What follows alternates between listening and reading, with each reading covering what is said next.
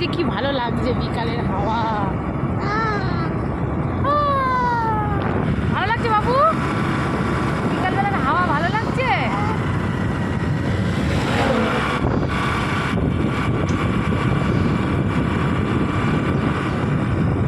দারুণ লাগছে, দারুণ। গরমকালে তো এরকমই, বেশ লং ড্রাইভ যেতে হবে।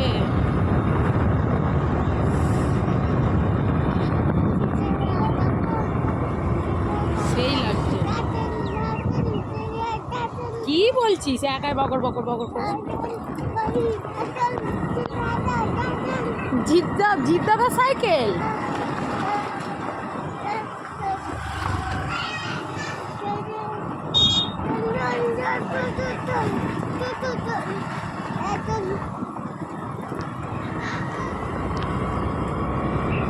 কি দারুণ লাগছে পরিবেশ, বিকালে হালকা হাওয়া দিচ্ছে, যা লাগছে কেন? কি বলবো। তো যাই হোক, এখন আমরা বেরিয়ে পড়েছি। আমরা গরমকালে বিকালে কাঁদে কাঁদে ঘুরতে ভালো লাগে, কমেন্ট করে জানিও।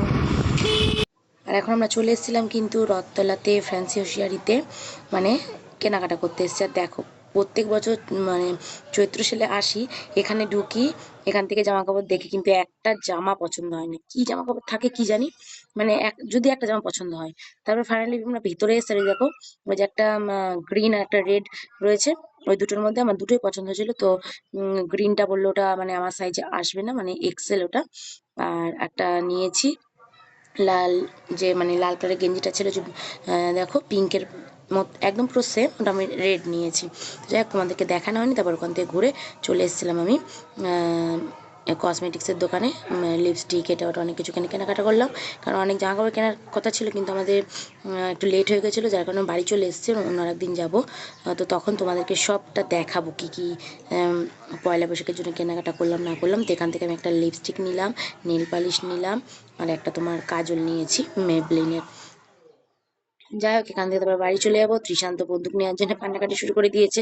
ও তো বন্দুক দেখলেই ওকে বন্দুক দিতে হবে। আগেরবার এখান থেকে যে লিপস্টিকটা নিয়ে গেছিলাম 150 টাকা নিয়েছিল, কিন্তু একদম ভালো না, সেটা দাদাকে বলছিলাম। যাই হোক, আজকের ভিডিওটা এখানে শেষ করছি, পরে অন্য কোনো ব্লগে দেখা হবে। তো এখন এখানকার টাটা।